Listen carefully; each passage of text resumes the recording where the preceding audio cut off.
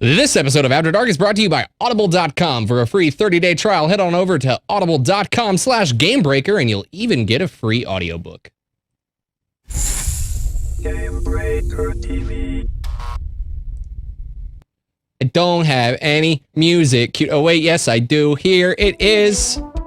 I can't see your screen either. Oh great.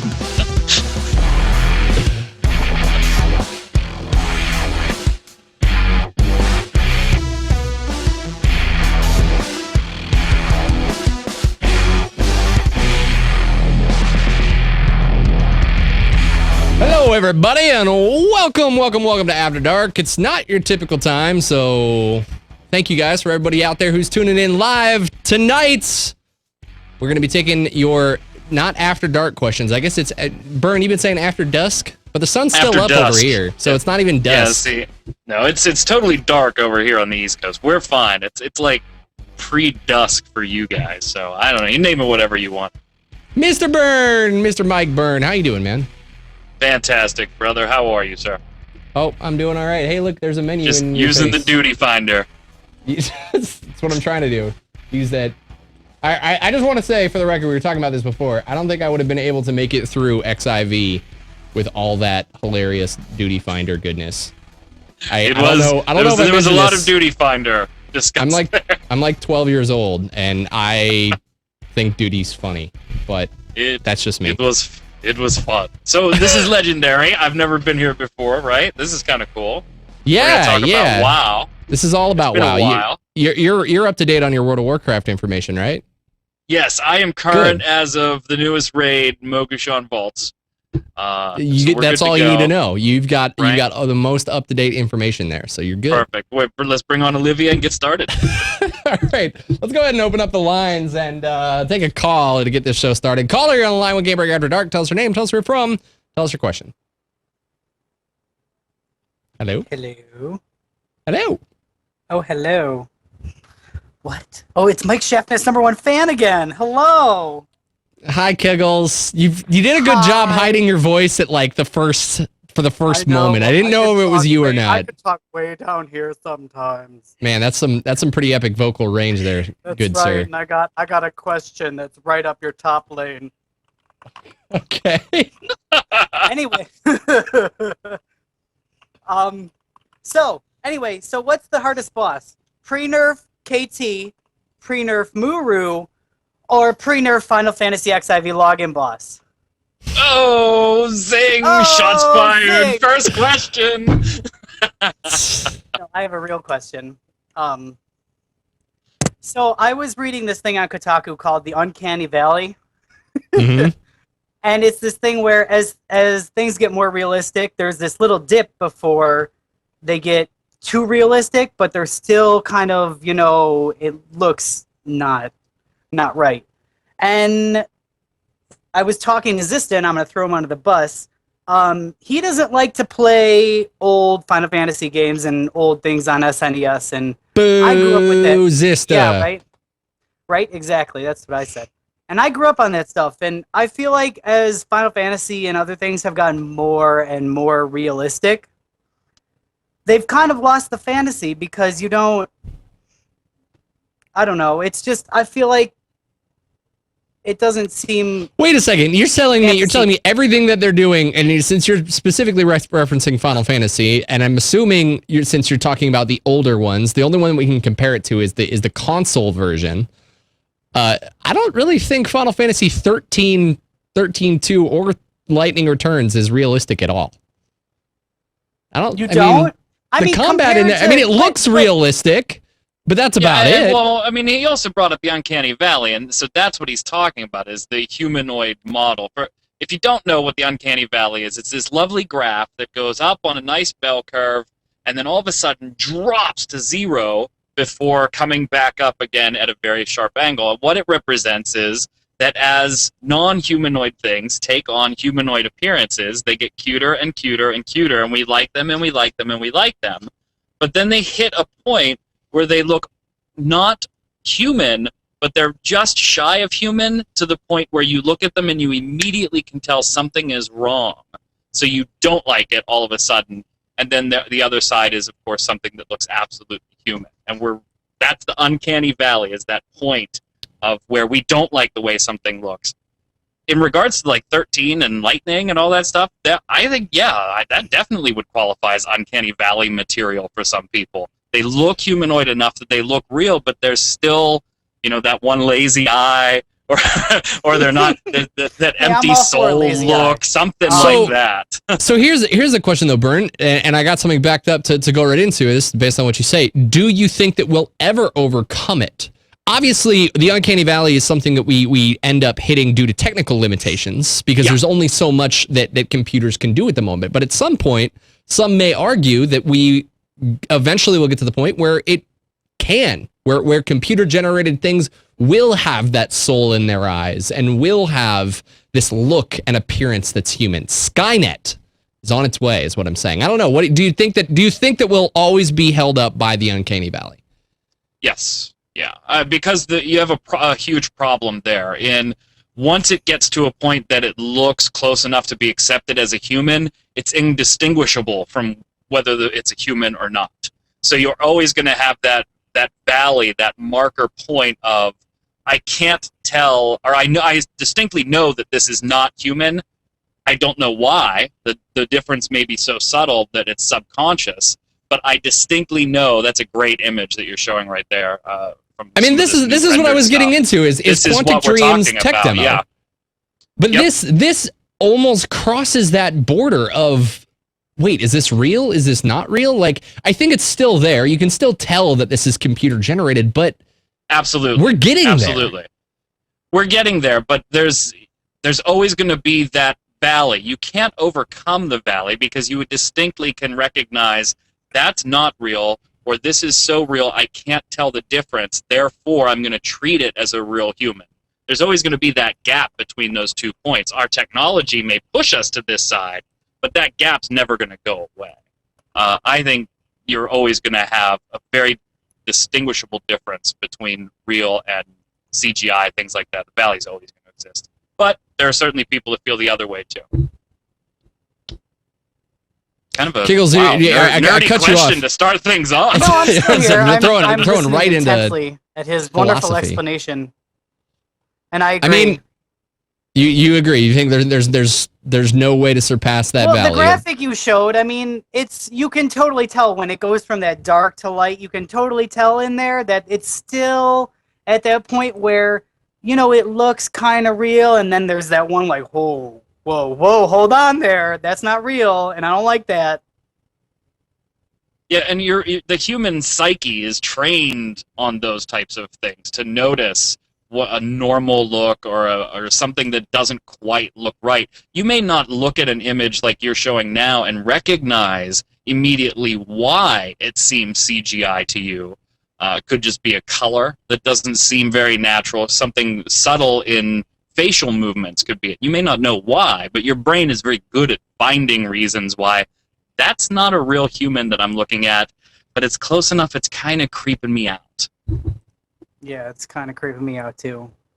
But I can look at Kefka your face, was, Jeff, I all agree day with you. long. Kefka was the best Final Fantasy bad guy. I totally agree with you. That wasn't a question, no? Uncanny Valley, yes or no? Oh, Indeed. Freaking creepy. Oh, don't ever do that again. Turn it off. Turn it off. All right, is that all you got for us, Giggles?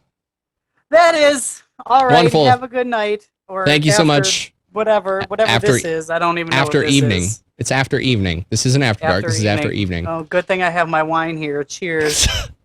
Cheers, Giggles. All right, thanks so much. All right, let's take a look at a Twitter question here. Welcome to After Brunch. Let's throw it over to a Twitter question while we get another person on the line. Brennan Bowers had this to say. He said, "Titanfall, are you guys excited? Buzz from PAX seems that it's living up to the hype. Giant robots for the win." Mike, have you been following Titanfall at all outside of what we've gotten out of E3? Yeah, I'm not super stoked for it, but that's because it's not the type of game I would get pumped for. Was that Ganon? What's he yelling? Damn it! What is he yelling? Now he's all shy and shaking his head and saying no.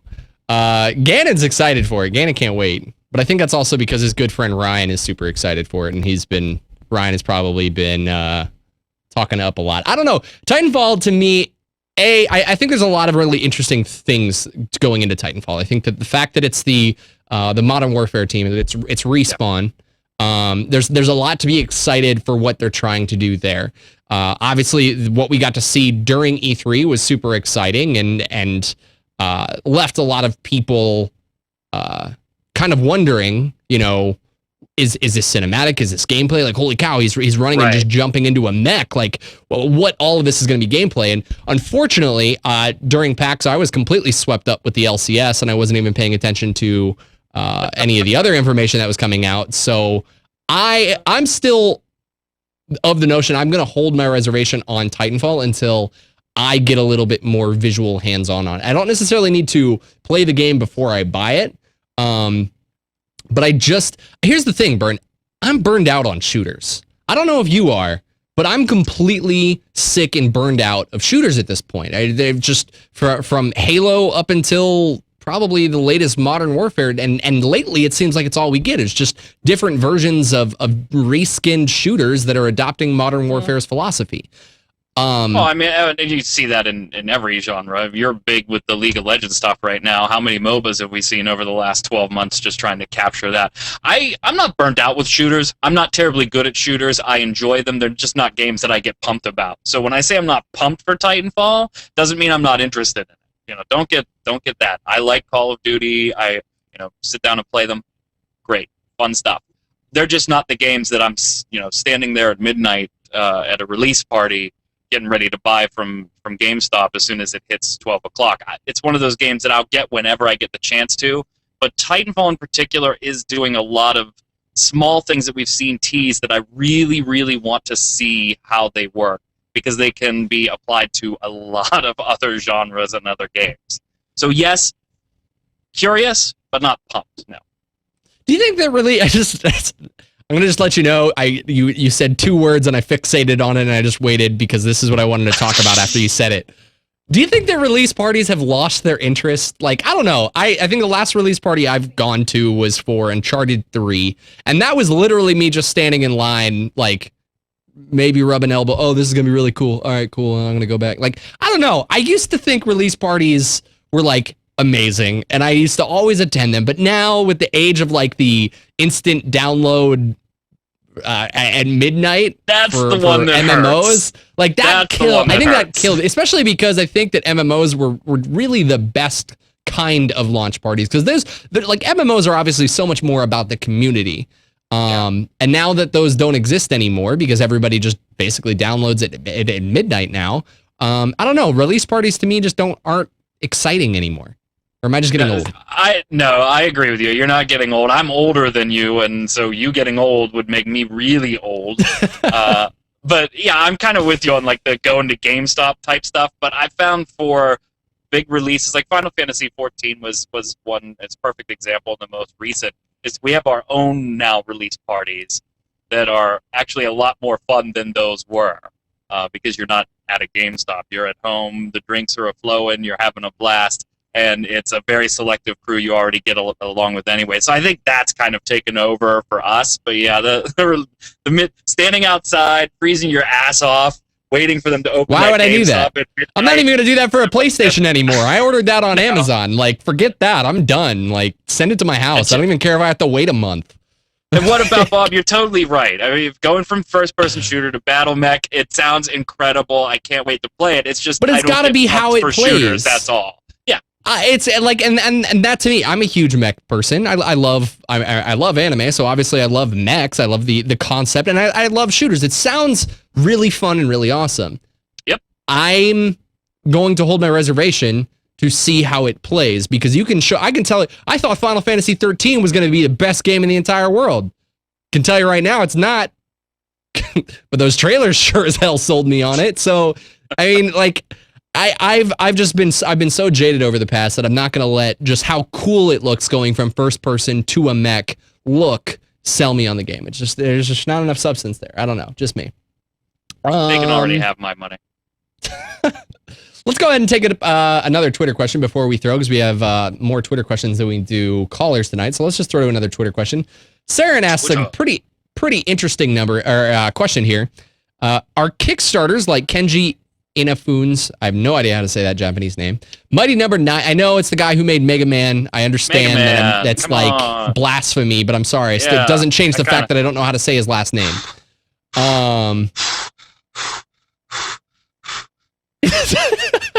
You all right, Vern? Yeah, I'm all right now. I'm all right. I just had to not pass out from that pronunciation. Mighty Number... Oh, wait, that's not Twitter. That's us. Mighty Number 9, a sign of new trend in Japanese game development. You all right, Vern? I hope not. I hope not. I was kind of surprised by this Kickstarter, actually. I didn't expect that. It's not quite the cultural thing that I would have expected. Do I think it'll be a trend? Probably. Does that mean I have to like it? No. Here's the thing. I think this is exciting because first off, Capcom hasn't been doing dick with Mega Man besides making really crappy ports. And like Mega Man 9 and 10, I think that was it. 10 was the last one, if I'm not mistaken. Maybe 11. I'm not sure. But I don't know. Like those games, Mega Man X was amazing back in the day. That game is one of those games that defined the way a game should be developed. But I haven't seen Mega Man 9. I haven't played Mega Man 9. That was like a that had like that was the one with endless Mega Man attack, 2 wasn't it? Again. That was the one with endless attack. Some of the bosses were kind of funky, but it had that Mega Man 2 vibe. It wasn't that as good, but it was close, man.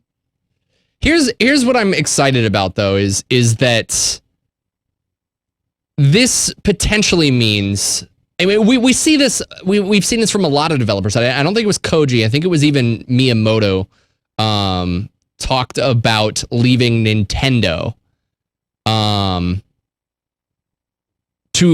maybe it wasn't, but we're seeing a lot of these older. Welcome to After Dark. We're just gonna make shit up. We're just gonna tell you everybody's leaving. No, you heard it here first. Kaz totally leaving Sony. Totally leaving. What I was gonna say though is we see a trend of these older developers, the ones that made the games that we had growing up, and I think it's fair to say we don't see those kind of games anymore. They just don't exist. Whether it's because we as a community or whatever, we've moved on from that time and era, but it doesn't change the fact that those were really great games. I don't know, Bern, did you purchase the DuckTales remastered at all? I did, because I'm a sucker, right? You sucker? Did you not like it? I loved it. I loved it. I loved the NES game. I still have my cartridge. Exactly. And yes, I did like it. I didn't like some of the things they did, but overall, it was a nice remake. I didn't like the map showing the secret spots. I thought that kind of defeated. Well, you just got to go to a harder difficulty to get rid of that. Yeah, but whatever. Stop playing on Care Bear mode. I mean, it's that simple. Right. Well, I'm a casual, so. So. I'm a DuckTales casual. The thing is though, I really like those games. I do, yep. And like I said, I think that they are a genre in themselves, but they're a genre that has been left behind with the massive budgets that have come. Things like Kickstarter, we're seeing a lot of major big studio developers that made these games that fell into big time positions. And I think even some of the original Final Fantasy people have done this. Break off and make like indie studios because they want to go back to that like garage, like in the garage, making it with 5 or 6 developers kind of feel. Even Blizzard did it. That's what Hearthstone was. So we see that from these big developers, and I like it. You seem so angry. I'm not angry. No. What I'm getting at though here is that. Like, damn you young kids and all your games. We had better games back in the day. Okay, maybe I am angry because I do miss the nostalgia of those games, but I don't know. Mega Man 27 will never be as good as Mega Man 2. Whatever, Burn. Whatever. I don't know. The thing is I think this is interesting, and I think that it's exciting. I hope that developers that want to do stuff. Obviously, Mega Man is Capcom's baby. If Keiji ever wanted to do anything else with it ever again, he most likely couldn't, or reinvent it. Capcom would still be above him, saying this is what you can do, this is what you can't do, and this is a great way. Let's not kid ourselves. Mighty Number 9 is Mega Man. At least from what we've seen, it's just basically a reinvented Mega Man with a new story and kind of new twist and maybe some new inventions that he wants to maybe bring to the series that couldn't before. I agree. I'm excited for this. I like this because I think that it's going to allow the developers to make the games that they want, not necessarily dictated by the industry in the way that it's changing, which I like. I don't like it. So well, I don't care about you. To remake an HD Pong, damn it! That's all I want. That would be awesome. Give me an HD Pong. Those pixels. I mean, could you imagine like how much pixel resolution they could get in a single square? That ball could be. Hey, don't talk to me about high definition balls. Let's go to the next question. Let's open up the lines and go to the next caller. Caller on the line with Gamebreaker After Dark. Tell us her name. Tell us where you're from. Tell us your question. Hello, hello. Caller. Caller 1 2. Hey, Squishy. I know it's you. Hi. Hey. You called me out. I did. Totally called you out. Yep. All right. So recently Hearthstone has become very popular, as you probably imagined, and it's in closed beta, so many people want a key. And since many people want a key, this has kind of led to a lot of selling and buying of keys. Squishy, I hear you're in the beta. Can you get me a key? Yes, I'll get right on it. You got keys. They gave you a key, so that means you must have an injection of keys, right? You can give me keys, right. Please? I got like 5 people who want keys. $50. Okay, sorry, continue. So many people, are kind of getting upset at this. So previously in the past, Blizzard has just activated the account for previous WoW betas or other types and used keys for giveaways only. Do you think that using these keys is better? Or why do you think they switched back to this system? It is interesting. I was kind of counting on them just turning around, and I wasn't expecting them to give out keys. I thought they were just going to turn on an activation, which is why it is exciting. It's ridiculous. I think even Blizzard's seeing the repercussions of it. I know I saw a tweet from Josh talking kind of about the very same thing. He's like, look, I'm a community manager at Blizzard. Yes, I have nothing to do with Hearthstone. I can't get you keys. Leave me alone, or something right. Much more polite than that. But yeah, I think it's causing a lot of problems across the board for them, just with the way that they're doing it. Mern, do you think that they'll keep on this path? Who knows? This is Blizzard, right? This Blizzard, is a Blizzard game? Yes. This is a Blizzard game. Okay. Yes, they'll keep on the path because it is the one that makes you talk about it the most. Marketing 101. Squishy, what were you saying? You had something kind of... I have no idea why Blizzard does anything. I'm not even going to speculate on it. I think it is kind of silly, given the way they've done other things. Seriously, to answer Squishy's question, I think it is kind of silly, the whole key thing. Yes, I understand it gives them the ability to have affiliate sites like ours, friends, press, give out and have little giveaways and things like that. We certainly appreciate it. Yeah, but I have no idea why they would bounce from one to the other. No clue. Do you think that this is, I mean, even as you said, kind of started to generate a level of hype just with it? It's almost like the Facebook effect. Everybody wants to be in because no one can be in. No, well, not only that, it's also you have... Granted, Blizzard did tick some people off here, right? I mean, we have to kind of acknowledge that. You asked people to opt into something, and right now, the only way we can see people getting in is by having to go and get a key somewhere else, whether it's through a site like Gamebreaker or through a giveaway by the Blizz team themselves. It's like, why did we have to opt into a beta then if we've still got to go and find these keys? But they never said that they're not gonna. They never said that they're not gonna let opt-ins in. No. I'm not implying that they're not going to. But how long has this key stuff been going on now? And it's all been hit at Play Hearthstone on Twitter. And it's just here's the thing. Here's the thing. Day after day. It's marketing itself, man. I find it so funny. I'm gonna vent. I'm not gonna there's no one specific that I'm calling out, but I just think it's so funny that there are people that are getting really disgruntled about not getting keys. Even some people were negative on our our giveaways because it's so exclusive. First off, you got to understand you're trying to win the lottery. No matter what competition or no matter what giveaway you're going in, you're trying to win the lottery. There's like one key for every 10,000 people 20,000 people that actually enter. So if you get one, feel very lucky. Don't feel unlucky because you didn't get one. But the other thing is it kind of causes a lot of controversy. A lot of people were a little disgruntled with the way that we gave away some of our keys. If you don't like it, don't enter.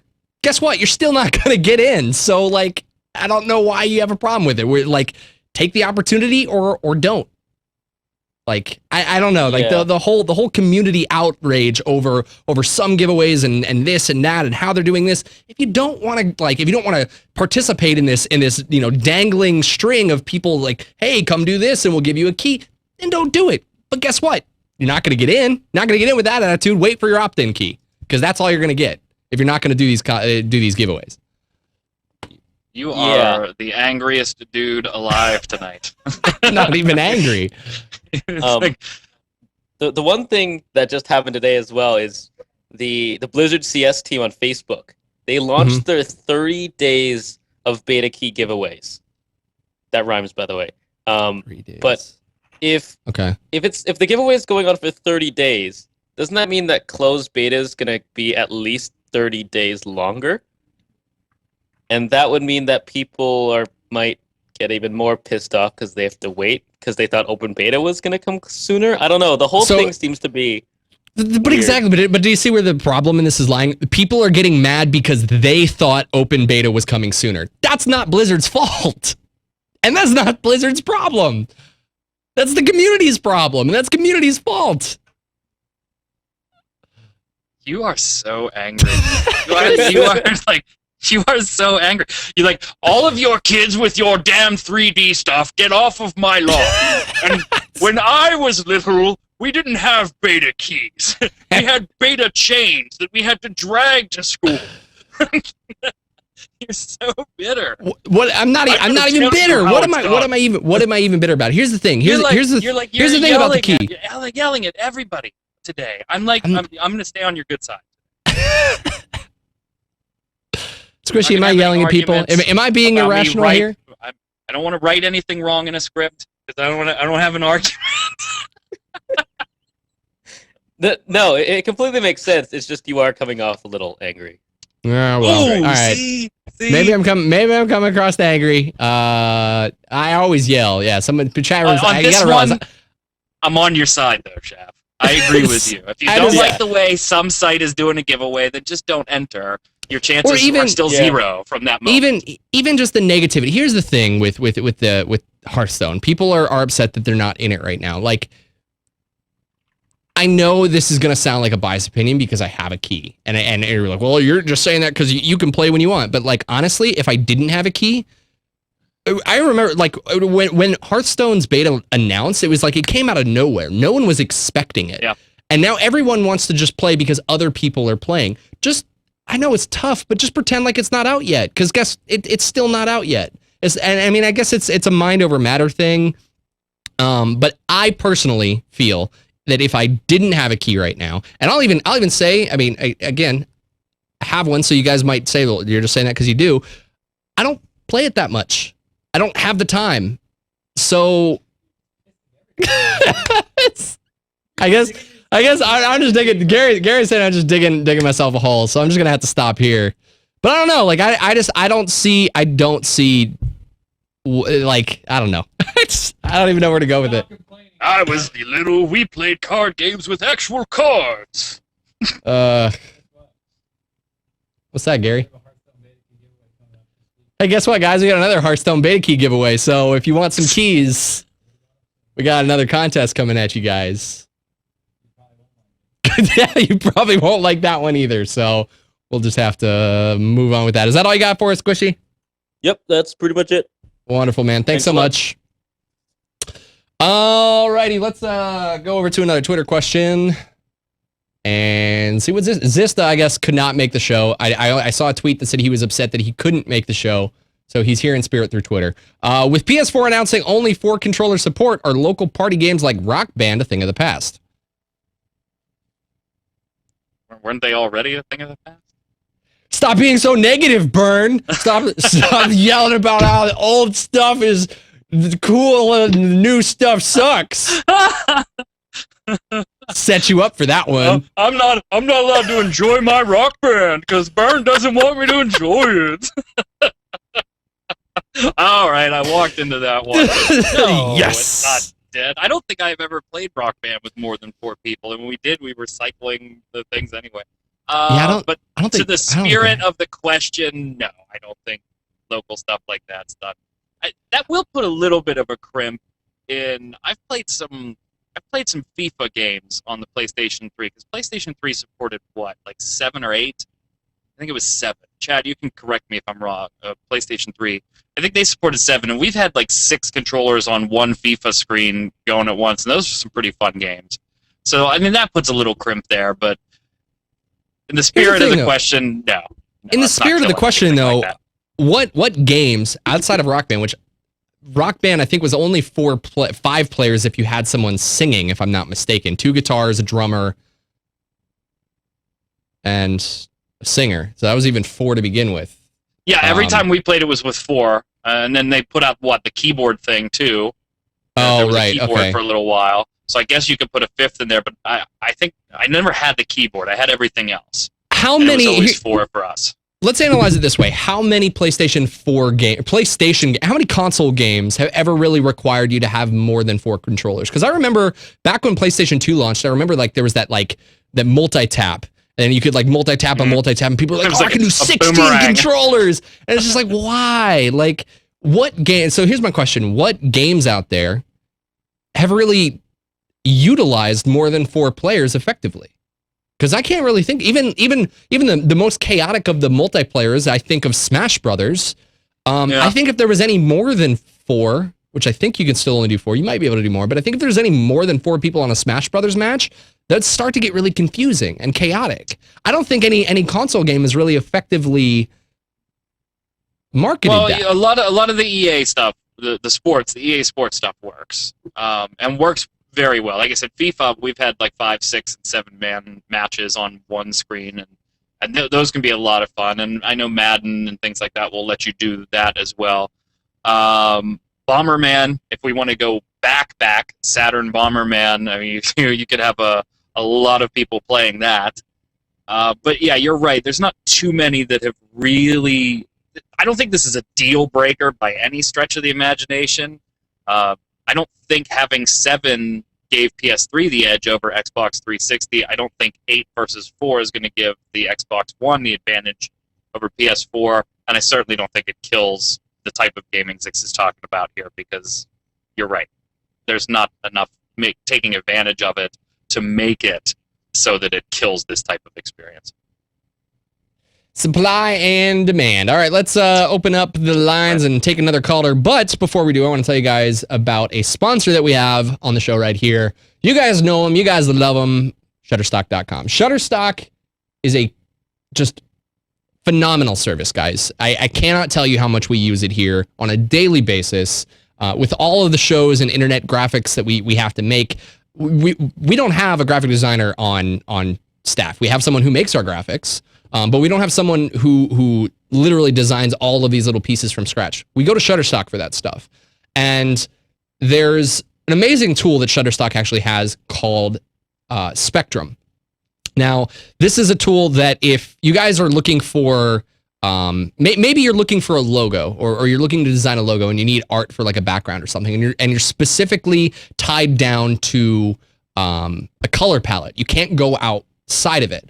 Shutterstock has this awesome tool that basically lets you search for a keyword. So let's say you're I actually when I was in high school, I thought I always dreamed of having this music video company called Red Leaf Pictures. So if you type here leaf, you're gonna get a whole bunch of different leaves and a whole bunch of different images that you can scroll through. But obviously it's red leaf. I need it to be red. So I just come up here to the top. I grab this little slider and I slide this all the way over here to the red spectrum. Well, that's not a leaf. That's an apple. But we start to get a whole bunch of different images that are kind of within the red spectrum. And maybe if I was a little bit more define maple leaf, I could start to narrow down the exact kind of leaf that, I was looking for, because I was always trying to kind of create my own logo and animation. And this would have been great. I constantly was looking for new art to inspire me from or with. And Shutterstock just does a great service with their tool Spectrum. They also have an amazing tool called Instant, but I'll get into that another time. So if you guys have not checked out Shutterstock, you should do so right now by heading over to shutterstock.com. And if you use the offer code Gamebreaker9, you get 25% off your new purchase. So new account. So head on over to shutterstock.com and start inspiring yourself today. Let's open up the lines and take it to another caller. Hello, Mike. Hello. And Mike. How's it going? Hello. I'm doing good. So I have two questions because your show seems to be short today. It is very short, so 2 questions would be great. What's your first one? First one is, I understand why in some, 99% of the games you can make really scantily dressed and revealing female characters. Mm-hmm. So Because we're all 12 inside and like to see scantily clad women, yes. Yeah, but why That can't I game with make no pants a on. manly male character? No manly male characters. Well, first off, and this is something that I found out with the Final Fantasy, is because a lot of people question, why is Cloud so feminine? Is because apparently in Japan's culture, it's attractive for males to be more feminine in nature. Now, I know that doesn't go across the board with all games, but I think that could be affecting why any Eastern games we're seeing necessarily don't have any very manly featured men. But I don't know. We on the reverse side of it, we've got games like Gears of War, and I think it's all in the eye of the beholder of who's talking. It's the same with scantily clad women, but some people would consider the crew from Gears of War manly. I don't know, Burn. Would you? Are you giving me a face? No, you're not. I thought you were. No. I thought you were. No, I was being totally like, face. I like where Shaft's going here. I'm just going to listen. I like the points being made. I think since we actually still have you on the line, what games are you specifically talking about that you are concerned about that aren't necessarily representing men in a more masculine way? Well, in Guild Wars, everything apart from Char looks like a girl. That's in a Western World of Warcraft, everything from an orc looks like a female. Tarn doesn't count. Well, that could just be because everybody who plays World of Warcraft likes to play females because they like to play females. That's World of Warcraft. Maybe. See, I always saw this the other way, actually, and I can understand with the games that you brought up, the point you're making here. But I've always thought, yes, there's hypersexualization of female form in video games. There has been for a while. We're seeing a movement to kind of rein that in a little bit, and it needs to be. It's ridiculously over-sexualized, and we've always seen that. With male form, to me, it's most games have had that hypersexualized too, just not to the extent or the abundance of the females. Like every MMO I've played, I can't make a dude that looks like Schaffnit or looks like me, just a regular guy, right? All these characters, they've got 17 packs of abs going all the way down from nipples to pelvis, and it's just like, I remember rolling a character in Age of Conan and just being like, why can't I have a fat Hyborian? Why can't, no one wants to play because here's the thing. Here's the thing to say to that. No, and gosh, this is going to sound so almost sexist. No, I feel like no guy wants to play himself. If I'm going to play like a fantasy game, I don't want to play a guy of my stature. I don't feel like I'd actually be a very heroic person if I was in that situation. Of course, I'm going to always end up giving myself more muscles and want myself to be a little bit more muscular than I am. I'm playing a fantasy game here. And there are games that let you do it. I mean, don't get me wrong. Lord of the Rings Online's a perfect example. Go and take a look at that if you want to create some really ridiculous stuff. And Ion, of course, with that's true. People did play fat people in SWTOR because that was an option for more heavier set characters. So I guess my thing with the question is that I kind of don't agree with the premise of the question. I agree that the female form is way over hypersexualized and continues to be so, and hopefully will be reined in a little bit as we grow as a community with gaming. To me, though, I've always seen the male figure being more masculine and butch and Skyrim-y than being able to do anything else. So I kind of think they're both over-sexualized. The female form just is more abundant. So I don't think I can answer the question because I tend to view it the other way. So what's your second question for us, Sorry. Well, since you got just crap loads of Final Fantasy questions, I'm going to give you a Guild Wars. Diablo 3. If they promised a feature that was promised on the initial release of Diablo 3, that's going to be included in Diablo 3 expansion. Are you going to believe it or not? If they promised me, well, Well, they promised just shitloads of stuff for Diablo 3 release. PvP, the banner thing that it expands itself once you acquire more stuff or achievements. Dueling, what else? Pretty much everything. Reforging, none of that has been delivered. So can we narrow this question way down and just say, Schaffnit, if they promised PvP was in the expansion, would I believe them? Well, I mean, here's the thing. I think that the type of game that Diablo was when it was being like conceptualized and for like when Diablo 3 first was announced, they were obviously trying to do so much with it, and they were trying to create the game that people wanted, and they fell short. They didn't have the ability to open up and do the things that they wanted to do with, for me specifically, PvP. I think it's a little bit different when they're approaching what they're trying to promise for an expansion. I think that when they're planning an expansion, they're much more targeted in their goals and what they're trying to accomplish. They're not trying to promise this game from scratch.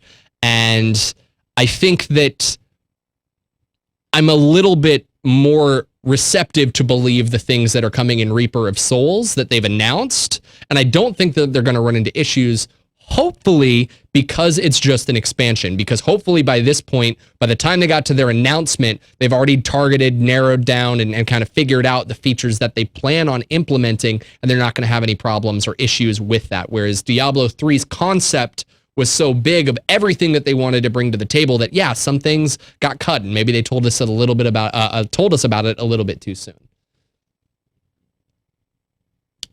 Could PvP, though, bring me back? I'd want it to. I'd be so mad if they promised it and it didn't come back. But if they said arenas would be in it, I'd buy it. Be super ticked off when it isn't implemented. Well, we get another caller connected to the line. Burn, have you tried? Here's the thing. This isn't even a question. This was a Twitter comment that made me think about something. Someone tweeted in, Squirrel tweeted in this picture. One of my favorite shows is on TV right now, GB After Dark. Which made me start thinking. It made me start thinking. Over the weekend, when I was watching the LCS, I realized that there was an Xbox app for Twitch. And I started to realize, like, we're kind of starting to be able to bridge that boundary of being able to be on TV on the internet now. It's exciting. I don't know. Yeah. To me, like, and I don't really know exactly when it all kind of started to happen because I hadn't really been paying attention. Like I said, I just downloaded the Xbox Twitch app, not even on my own Xbox. But I don't know, like it's just really interesting, and watching the production and the value, like of how much production value was going in. There was another Twitter picture over the weekend that I saw where there was like a full on not even ENG truck, but like I worked at ABC for 2 years, and I'm familiar with news broadcasts, and I saw a Twitter of the control room of Riot, who was doing the LCS. And it was like a legit, like full-on studio, and it's just I think it's exciting. All I wanted to say with these pictures is I love the time we're in. I think it's exciting, and I think that there's a lot to be had for what we're doing here. And we had a lot of questions along the lines of people asking, when's Esports going to be on TV? When's Gamebreaker going to be a channel on TV? And I almost don't know if it has to be. I think where we're at is serving the audience that we have, and you guys are more than familiar with the tools to get it for you. You can get it under TV now. It's not actual programmed TV, but guess what? We're not having to pay for the slots to be on ABC either. So there's a massive difference there. It's exciting. I really like it. I think we got another caller on. Last caller actually for the night. Caller, you're on the line with Gamebreaker After Dark. Tell us your name. Tell us where you're from. Tell us your question. I agree with you, by the way, Schaffnit. It's exciting. It is exciting. Very exciting. It is. Can you hear me? Exciting. Caller, we can't hear you. But I don't know why Burns whispering right now. Just scary. Just be excited. That's all. Okay. So, Arifa here from chat. I tried giving my last name last time, but you completely butchered it. I'm so sorry. So, at least I'm consistent. I butcher names all the time, so at least I'm consistent. Yes, I noticed. So how can we help you, Mr. Smith? I butcher your language in from the other side. So you see, it's starting already. So okay, we stop this. I heard your cry for help just before the show, so I called in completely unprepared because I felt it was my duty to do that. Hey, hey, you know what? We appreciate it. We appreciate getting callers in here, especially like this. So thank you for calling. The matter I want to talk with you about is a bit complicated, so I'm trying my best here. It's about consumer rights. We started the show with products. Uncanny Valley, so by all means, let's get out the graph paper. Come on. Okay. So it's about a German consumer rights organization. I'm not giving the name here. You wouldn't know it anyway. Is going against Steam because you are not able to resell your Steam games. Yes. So they're going after in terms of like suing. Exactly. They're taking them to the European courts because there is another ruling by the courts regarding digital products that seems to allow reselling of digital products. Now, I don't want to get into too much details here. My question for you just is, what do you think about the pros and cons of the convenience of digital products on the one side, but the infringement on consumer rights on the other hand, if you think about the toss of Steam, for example? Bernie, you got this one, or you want me to go? Yeah, you can go first. Yeah, I've got opinions too, though, so we're good. I think that what's interesting here is, I know there's a problem, obviously, with people feeling like they can't necessarily sell back their Steam games, and this is why I'm really excited for what PlayStation and I think even Xbox are doing with their console digital downloads. They're embracing the idea of a digital delivery service, but if I'm not mistaken, they're also attempting to do not only a rental service, but a sellback service as well within that distribution. So I think that other medians are latching on to the ideas that Steam are doing, but are taking it to that next level that we, the consumers, want to see and allowing us to do that. So I think Steam, I don't want to say Steam should change, but a lot of other companies are rivaling the difference here of what the main issue is being. Now, a quick question for you. You said that it's a European. You said a German company is suing Steam over the fact that a European company is allowing them to do it. No, it's an NGO, so it's an organization for consumer rights protection. And they are taking Steam to court because of another ruling of the European Court against Oracle, to be precise, because a German software firm was selling used Oracle licenses. As I said, I don't want to get into too much details. I think I'm losing viewers already. I give you a sentence from the ruling, and I think this is the first on After Dark court rulings live on stage. Just one sentence. We can make this like court night or something. After Dark court night. Exactly. So, okay. Where the copyright holder makes available to his customer a copy, tangible or intangible, and at the same time concludes in return for payment of a fee, a license agreement granting the customer the right to use that copy for an unlimited period, that right holder sells the copy to the customer and thus exhausts his exclusive distribution right.